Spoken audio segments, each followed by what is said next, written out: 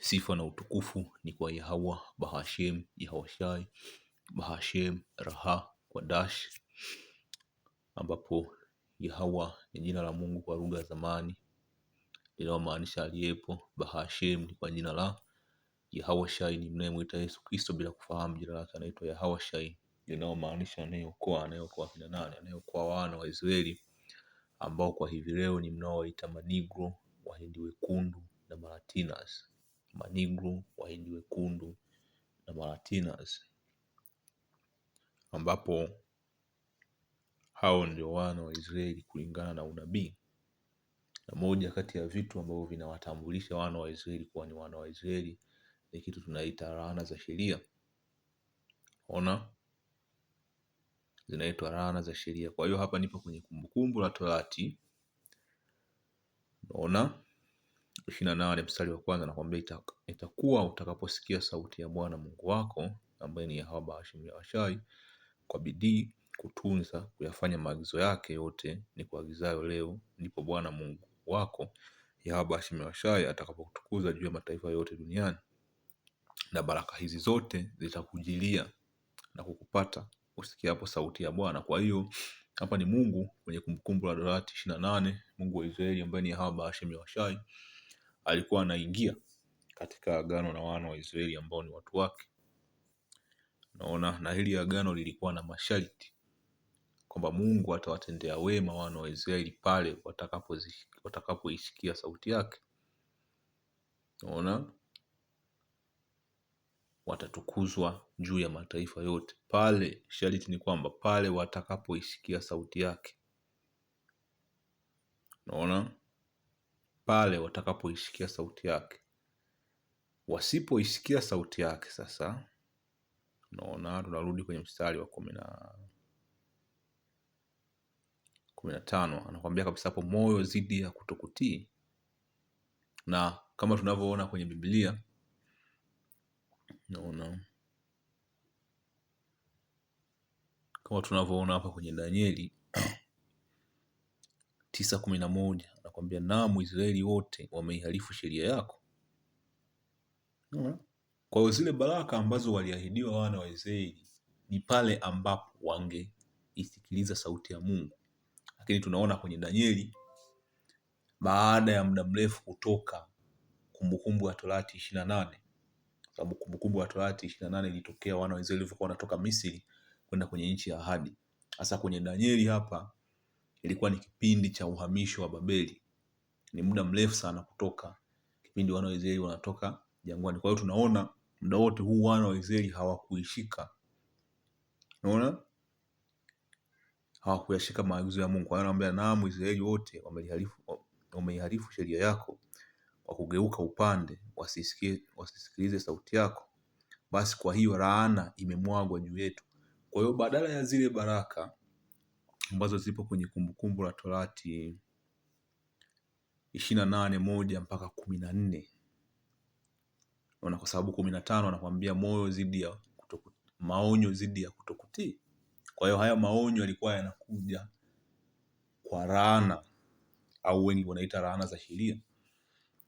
Kwa hiyo kwenye 15 anakuambia, lakini itakuwa usipoitaka kuisikiliza sauti ya Bwana Mungu wako Yahwa Bahashem Yahwashai, usiangalie kufanya maagizo yake yote na amri zake ni kuagizaje hivi leo, ndipo zitakapokujia laana hizi zote na kukupata. Kwa hiyo laana zote hizi unazosoma kuanzia 16 hapa mpaka huku chini, lakini mimi nitaruka mpaka 40 na ngapi? Unaona, 49 anakuambia, Bwana atakuletea taifa juu yako kutoka mbali. Unaona, tulivyokuwa tumekaa hapa Afrika, hususani makabila ya Kibantu, ukienda kwenye karne ya 16, Mungu alituletea taifa kutoka mbali ambao walikuwa ni wazungu, sababu wazungu wote ni taifa moja ambao ni taifa la Esau.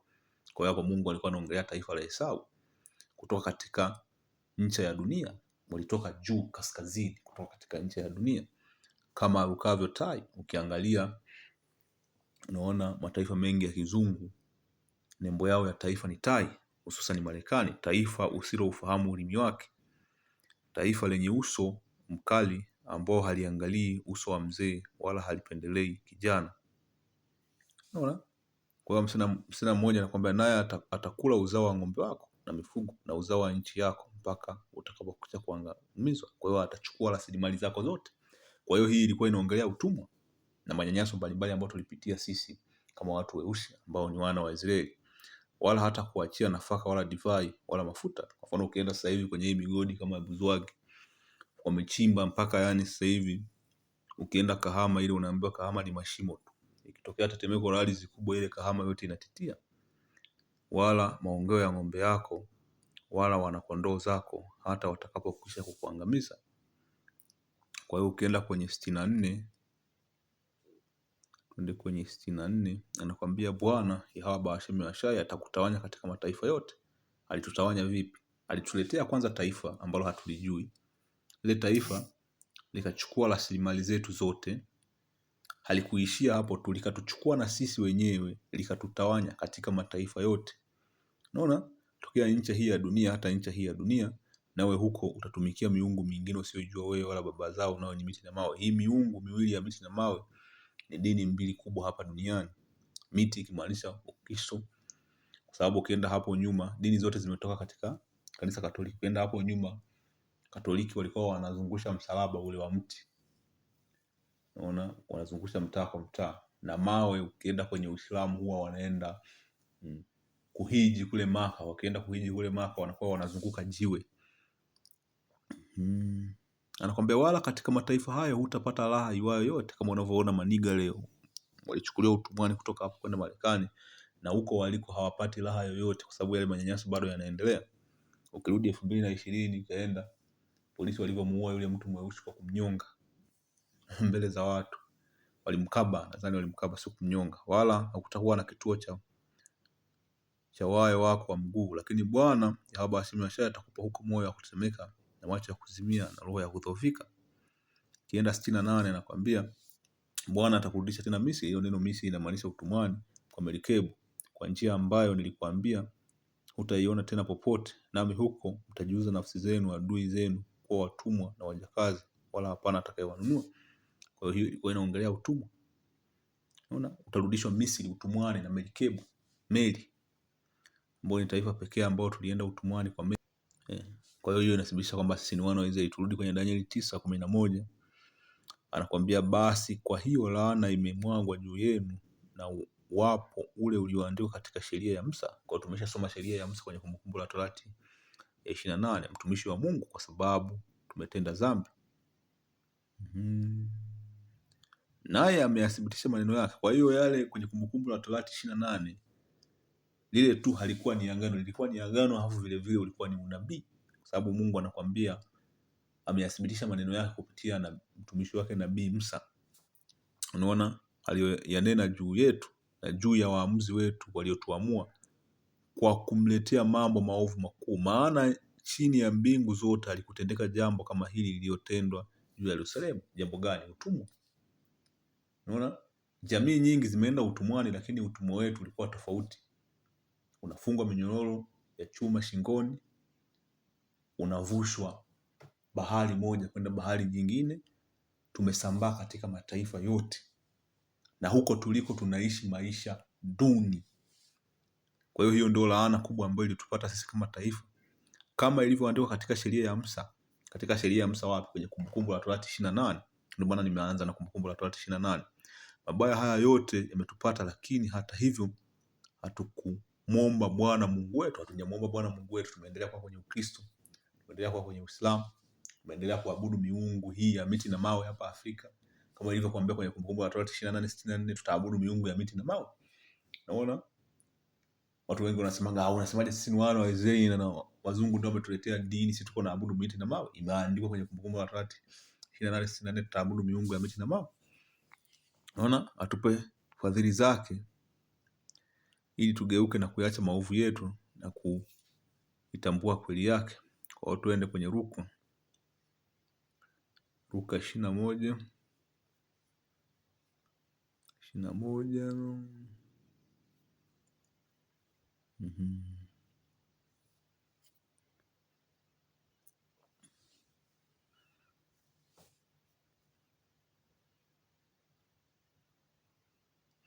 Hii Luka 21:20 anakwambia, lakini hapo mtakapoona mji wa Yerusalemu umezungukwa na majeshi, ndio jueni ya kwamba uharibifu wake umekaribia. Hili inaenda kwenye mwaka 70 AD, miaka 30 baada ya Yesu kuwa amekufa akafufuka. Huu nabii ndio ulitimia. Yerusalemu ilizungukwa na majeshi ya Kirumi. Wana wa Israeli walichukuliwa utumwa, wengine wakakimbilia Afrika. Kendo kasoma kwenye kitabu cha From Babylon to Timbuktu, inakuonyesha wana Israeli wengi walikimbilia Afrika, afu baadaye wakaenda Afrika Magharibi.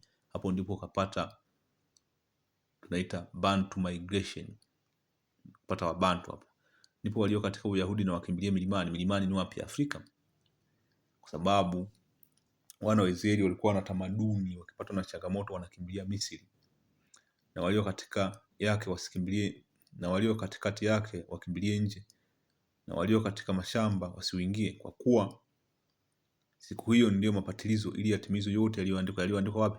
Kumbukumbu la Torati 28. Kwa hiyo wale watu wanaokuambia Agano la Kale limepitwa na wakati ni uongo. Kuna mambo ambayo yameandikwa kwenye Agano la Kale ambayo bado tunayaishi mpaka sasa hivi. Mpaka sasa hivi wana wa Israeli bado tunaishi kwenye laana za sheria.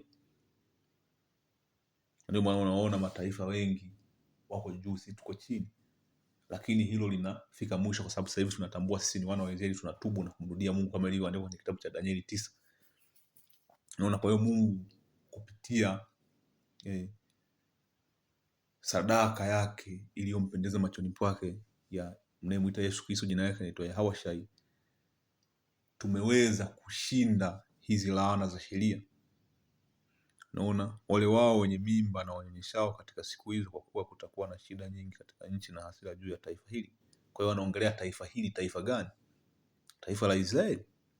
Wataanguka kwa ukali wa upanga, nao watatekwa nyara. Watatekwa nyara, maana ya kutekwa nyara ni utumwa na kuchukuliwa katika mataifa yote, kama ilivyoandikwa kwenye Kumbukumbu la Torati 28:64 kwamba tutachukuliwa katika mataifa yote, na huko tutakuwa tunaabudu miungu ya miti mawe. Na mataifa yote, kwa sababu wale wanaojiita Wayahudi pale, wale walikuwa Ulaya ya Magharibi, sio katika mataifa yote. Mataifa yote hapo tunamaanisha ni mpaka Tanzania, Zambia, Malawi, Kongo, kuna wana wa Israeli huko. Ndio maana ya mataifa yote. Mataifa yote 193 kulingana na Umoja wa Mataifa inavyoyatambua. Yerusalemu utakanyagwa kwa mataifa na mataifa. Kwa hiyo Biblia inakwambia Yerusalemu hii jambo litakapotokea, Yerusalemu itakuwa inakanyagwa na mataifa katika hizi siku za mwisho. Kwa hiyo wote walioko pale wanaopigania ile ardhi ya Israeli wanasema wao ni wana wa Israeli, wale sio. Wapalestina wote na Wayahudi, unaona, wale ni mataifa ambao wamechukua. Unaona, ngoja tuende kwenye kitabu cha Ufunuo wa Yohana 2.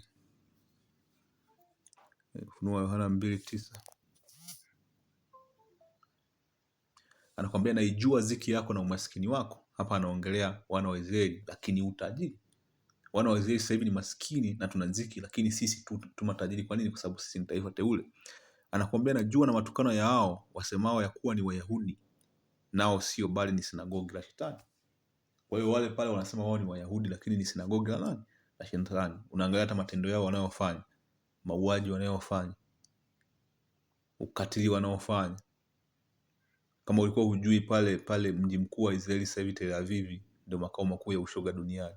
Kwa sababu gani? Kwa sababu ni wao ni sinagogi la Shetani, sio Wayahudi halisi. Kwa hiyo mpaka hapa natumai umepata kitu. Tutaenda kwenye video nyingine. Shalom, ambayo inamaanisha amani.